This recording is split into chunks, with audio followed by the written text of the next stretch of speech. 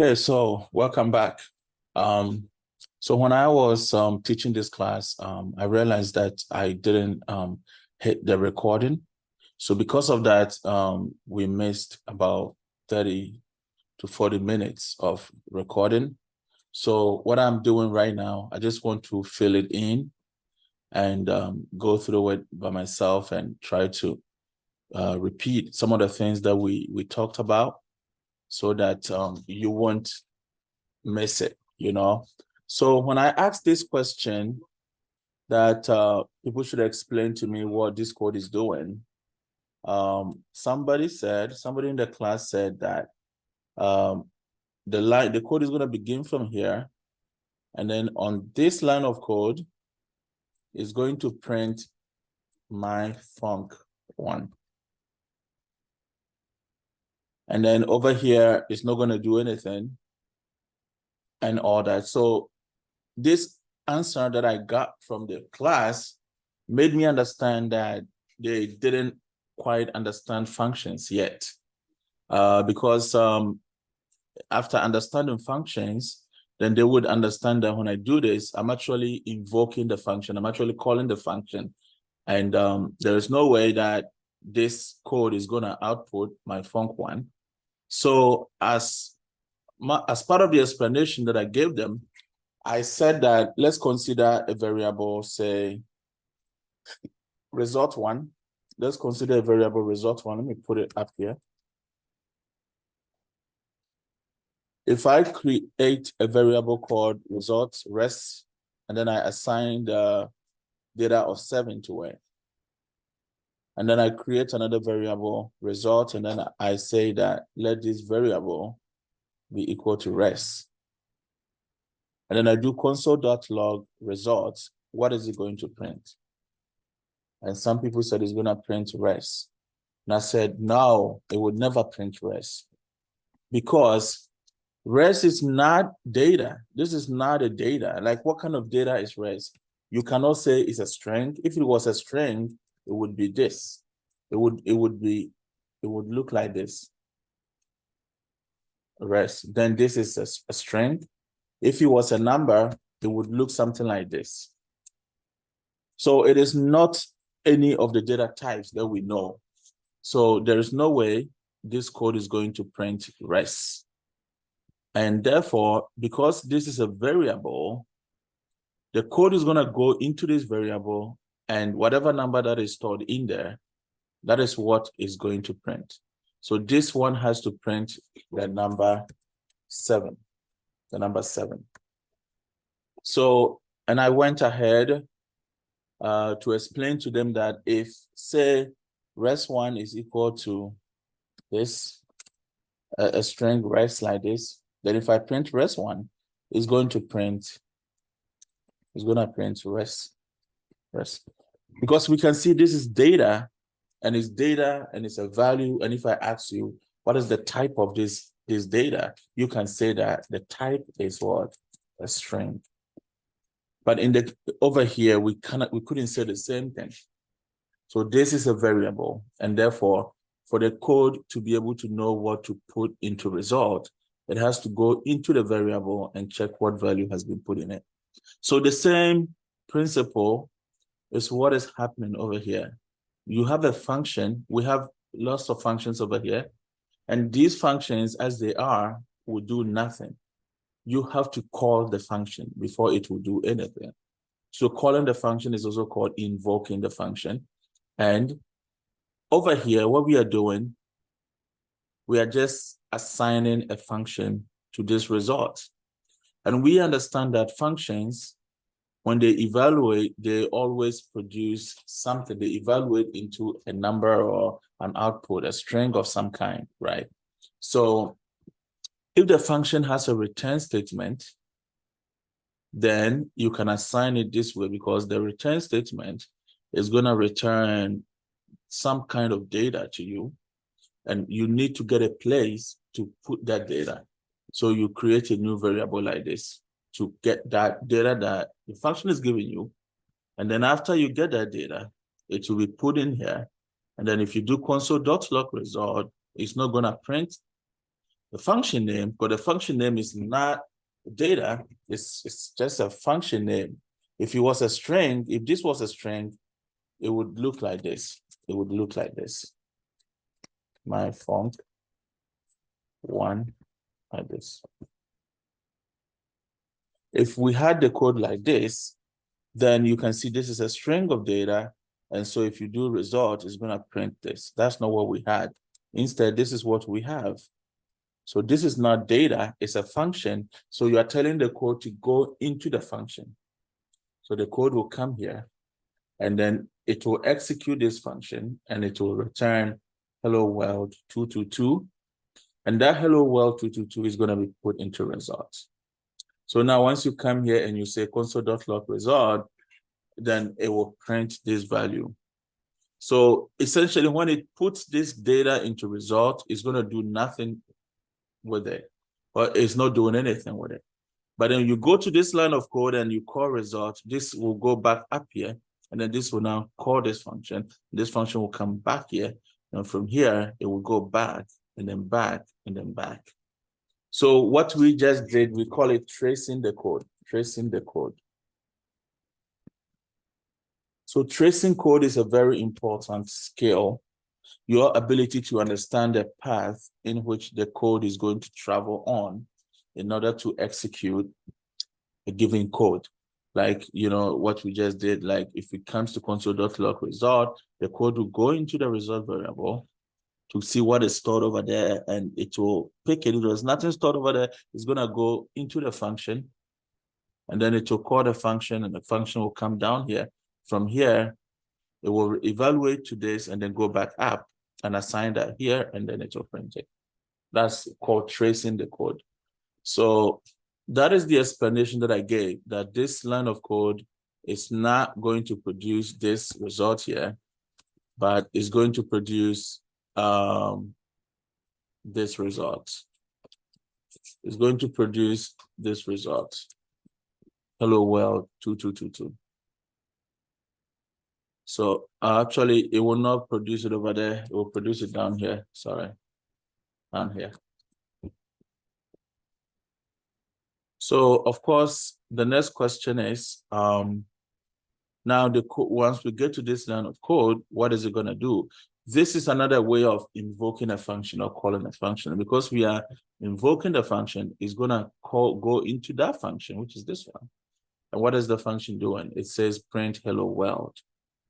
So that's all it's going to do. So this line of code is going to print hello world. After that, if you come into here, this is just a function. This is just a function in the memory. It doesn't do anything with it. It's only going to do something after you call it. So let's execute this code and see what I just said.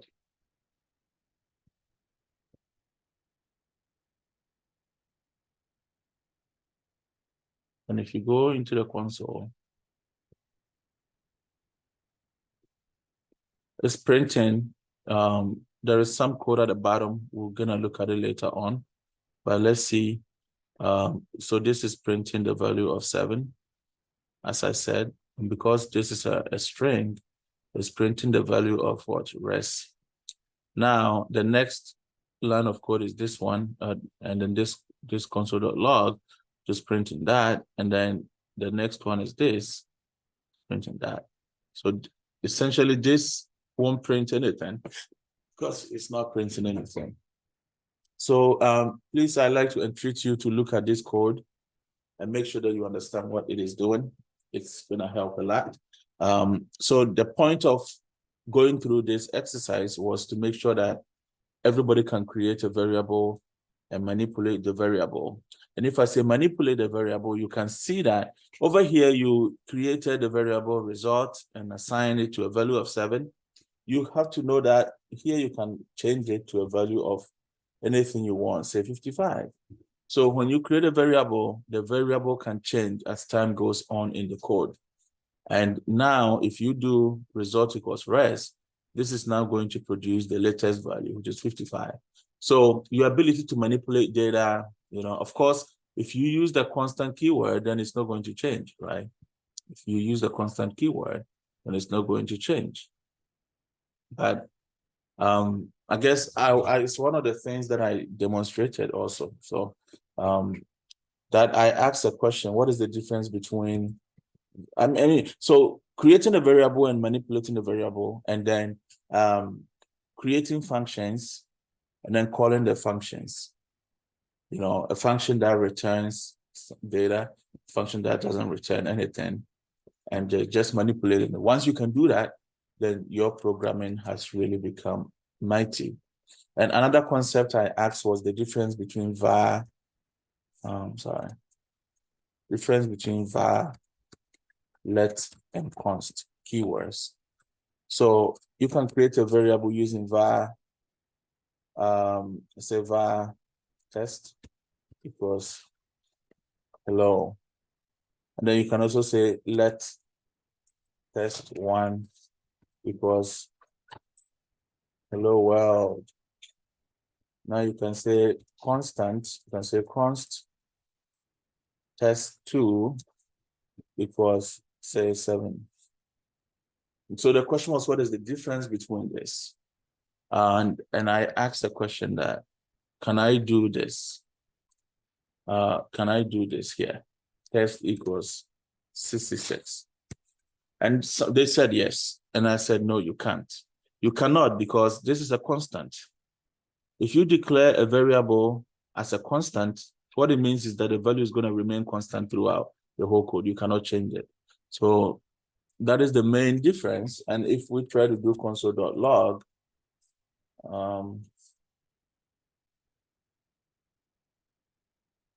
test2, we're going to have an issue.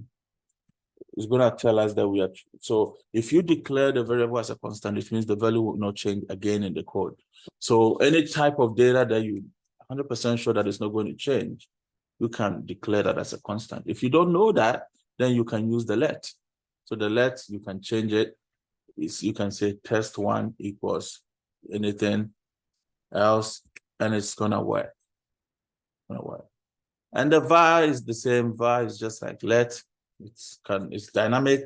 You can change it at will whenever you want to, but it has some limitations with scopes. The block scoped. It's not blocked scoped. It's not block scoped. So that's a problem, because that can lead to some errors in code if you are not careful. That is why we just prefer to use the let and the const. So now I have this constant test, and I'm trying to change it. Let's see if that is possible. So go at the back, check console, and it's telling you invalid assignment to a constant variable. You can't assign a variable to constant. So that is the difference, right? So the point is that you can create variables as long as they are not constant. You can keep changing them in the code, and when you print it out, you're always going to get the latest value that you changed. So that is just by the way. Now let's get back to arrays. And that being said, I'm going to remove this. Now let's get back to arrays.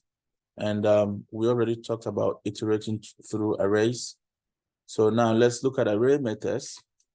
So array methods, there are different methods out there that array gives you that you can use to get information about the array that you have created. So we're working with two arrays over here, the numbers and the fruits. So let's just copy the numbers also over. We'll play with it a little bit.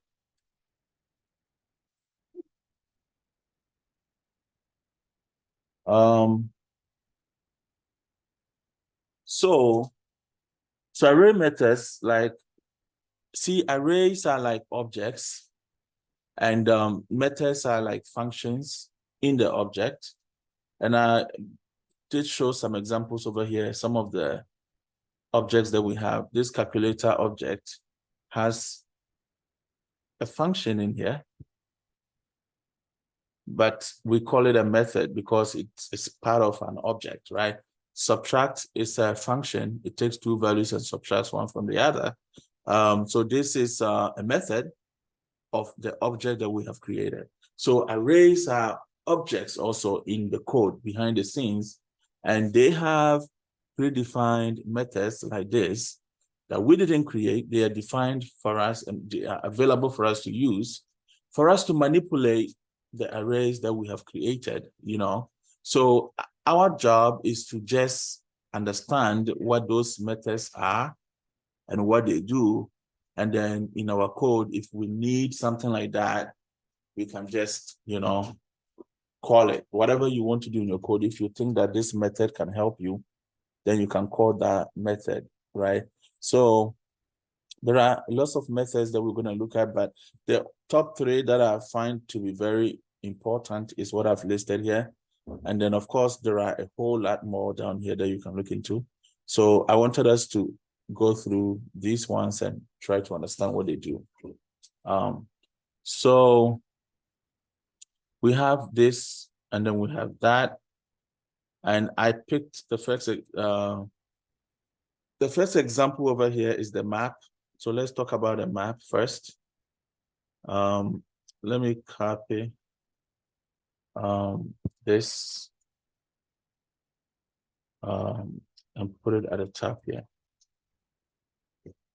So mapping, like in computer science, and in mathematics also, there's something called mapping. And what mapping does is that it takes one value and then maps it into another value, right? So like if you look at this example, f of x equals y, meaning that this function here takes some value x and then it gives you an output y. So there is a mapping between x and y. So for instance, if I say, so in this function here, if x equals 1, I'm going to have 1 plus 2. I'm going to say f of 1 is equal to 3 over here. So what that means is that there is a mapping between this 1 and 3. So, and the mapping is this one here, x plus 2. That is the mapping. So in the code up here, you have an array of numbers. It could be an array of strings, array of whatever it is. But let's consider this array of numbers first. So the map, once you call the map function, they start giving you the elements of the array one at a time. Then you have to decide what you're going to do with it. So if you decide that you're going to add 2 to it, to each of them, you can just say return number plus 2. And all that is going to do is that for every number you give it, is going to add 2 to it in this array. And then it will put the resulting array into this variable. And if you now print out console.log double numbers, this will show you all the numbers in this array. Each of them is going to be plus 2 added because we did the mapping, and the mapping, that's what it does. So take every x that is given to me and use this rule over here and just transform it. And I'm saying that in the industry, this is something you're going to be doing a lot because your data set will come as a list, and then sometimes you want to apply some logic to it, you know, to each of the variables. And of course, before you apply the logic, you can do some if statement and check some conditions, and then make sure that the condition is met before you can assign, you add the logic of the mapping. So it's pretty flexible, and there are many things you can do there, you know. And so that is the map over here, pretty important function or method of arrays. The other important method is the filter. And what the filter does is, as you know, is that you have a set of numbers and you want to filter the numbers down. And then when you're talking about filtering, you always have to have a criteria, like upon what criteria am I filtering this, right? And we say that, oh, I want to filter this if this condition is met. And you know, this keyword over here, we call it a modulo operator. And just so that you guys understand what the modulo operator is, let's think about division. We can say 2 divided by 2. What do I get? I'm going to get 1. So that's perfect. Is there any remainder? No, remainder is 0. What about 3 divided by 2? It's 1. What is the remainder? Remainder is 1 because 2 does not divide 3 equally. There's a remainder of 1. What about 4? 4 divided by 2. It's just an example. This is going to give you 2. Is there any remainder? 0. That'll be no, because 2 divides 4 perfectly. So in modulo arithmetic, and let's add one more example. Say 5 divided by 2 is equal to 2. Is there a remainder? Yes, remainder is 1. So this in modulo arithmetic, we want to know the reminders only. So the remainder is the answer that you want. For instance, if you say 2 mod 2, the answer is going to be 0. The remainder is what we want. If you say 3 mod 2, you're saying when 2 divides 3, what do we get? And the answer is 1. So 4 mod 2, the answer you get is 0. And then 5 mod 2, you get 1. So the modulo arithmetic allows you to get the reminders when a certain number is divided by another. So, and they are very useful because you can use this to solve a lot of complicated problems in coding. For instance, if you want to find even numbers, what is an even number? An even number is a number that is divisible by 2, right? So if a number is divisible by 2, then it is an even number. So what this code is doing is taking every number here one at a time, and it's gonna return true if the number is divisible by 2. So number mod 2 is equal to 0. The only way a number divided by 2 is gonna give you 0 is if the number is an even number. So what the filter does is that every number you give me, pass it through this filter. And if the result is true, then return that number for me. If the result is false, then don't return the number. So that's what the filter does. It's going to give you a smaller subset of this list of numbers that you give it. And you see this kind of way of writing code is pretty simplified. And I said that it is exactly the same as doing this here. I'm just creating a different variable called even numbers 1, and I'm calling the filter function, and I'm saying if number divided by 2 is actually mod, no division, is equal to 0, then return true, else return false. So this line of code here is exactly the same as this one, but this one is very simplified for you because it's the very simplified way and the most advanced way of writing the same thing, which is pretty good. Because if this is not true, it's going to return false anyways.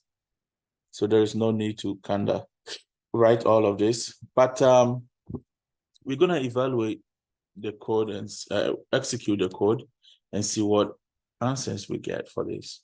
So the last method over here is called a reduce method, reducing something.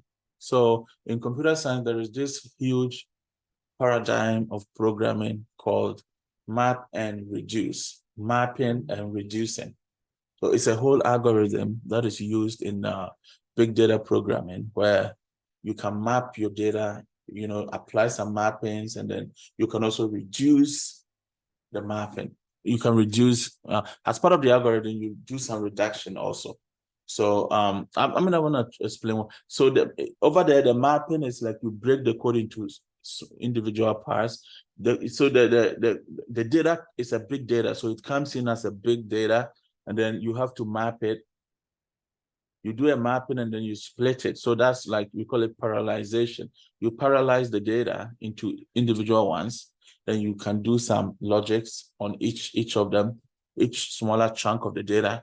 And then you can combine them. So the combining phase is what we call reduction, reducing the code. So you're reducing. So what is reduction? And I mean, even if you forget about big data programming, another way to think about it, like here, I'm summing 3 numbers. If you sum 3 numbers, what do you get? You get 1 number back. So this is a typical way of reducing. We see you have 3 numbers, now you only have 1 number. So in a way, there is some reduction happening here. So anytime you want to take different numbers and then get a single number out of it, then you're actually reducing. You can use the reduce method for that purpose. So we take our list of numbers, we call the reduce, and then the reduce takes 2 parameters. So the numbers are passed to the reduce function 2 at a time because it needs to do some reduction, right? So it will add the numbers together. So add a number. So this is a very smart way to sum all the numbers in our array, in our numbers array. So these are very nice methods. And I wanted to use this opportunity to explain to you what mapping means in programming and what reduction means in programming. You may, for the mapping, you're going to use it. It's pretty useful and you see it in many places, but reduction and filter, you can use them, but you may not really have to use them much, you know. But you guys, at least you understand the meaning of these terms, and in case you ever have need for it, you know that they are there. So now let's execute the code, go into the console and see what outputs we're gonna get. Yep. So the first output is you are printing doubled numbers.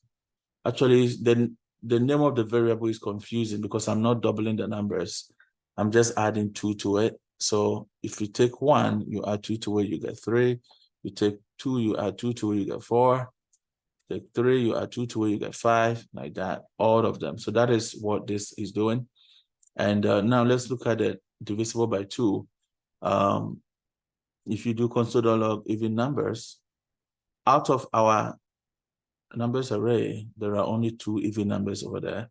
And that's what we got, 2 and 4. 2 and 4.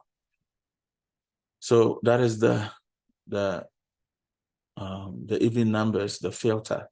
We filtered our numbers and only got those that are even numbers. Of course, our numbers list is not changing because we are not changing it. We are storing whatever we get into a different variable, right? So, and then over here, that's what we just saw that. And then we established that the same thing up here, we could do down here, which is we did that, but we didn't print it. So the numbers one, we didn't print it. That's why we don't see it. So I can put a new console.log here and put numbers 1. If I refresh this place, now you see you have 2 outputs. So that proves to you that this whole long code and this short code are doing the same thing. Then the last one is the reducing. See, the reducing is summing all of them up. Summing everything up. If you sum everything up, you're gonna get 15. What is it summing up? Let's see.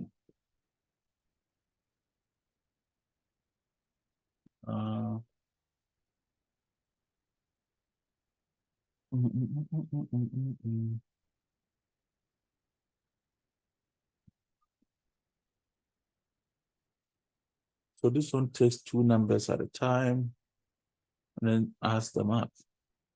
But you take this and that and add that up. Then whatever it gets, so take this and that. 11.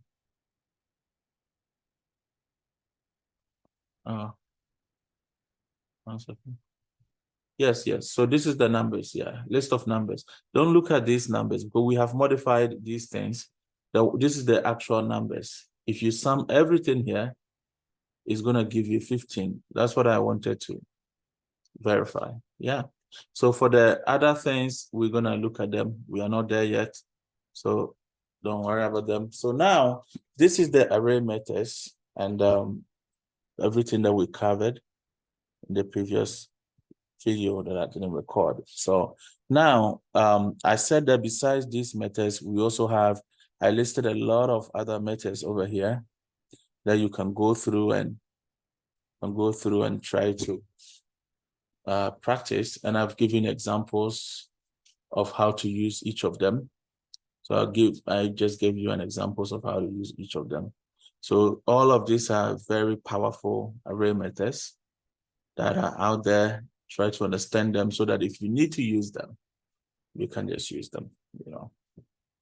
So the last topic here that we looked at is called array destructuring. Array destructuring. So destructure of an array, and it's just, you know, a matter of syntax, and the explanation I gave is this. So this is the notes I gave. The whole idea is that you are creating variable, and you are creating the variable out of an existing variable. So in this case, we have a list of numbers here, list of numbers, and then you can say let first number be this and second number be that, and assign that to the array. If you do that, it's like it's going to go into this array and take the first number and assign it to this variable, then take the second number and assign it to this variable. What is it going to do with the third number? Nothing, because you are not receiving it, right? So you are destructuring this array and getting these individual pieces of it and assigning them to your new variable that you're creating. So if I do console.log over here, printing my first number and second number, I'm expecting it to give me this and that. So again, this is a matter of syntax. You just have to look at the syntax. You just say let, and then you have the parentheses like this, close parentheses, open parentheses and close parentheses, and then new variable. These are variable names. You can give them anything, but the point is the assignment is going to happen from this list of array. And another way to also, okay, so let's print this first. If we print it, if you're in browser, and we inspect it, this is what we get. Don't look at the top ones, because we already looked at them. You're gonna get first number is gonna be 1,000, second number is that. So now another way we could work on this is this, assuming there were more numbers here, you can say, you can put comma and use 1, 2, 3, say rest. Give another variable, everything else, everything else. So what this does is that because of this triple dot here, every other elements that are left in the array, assign them here. Assign them into this variable. So this is the variable.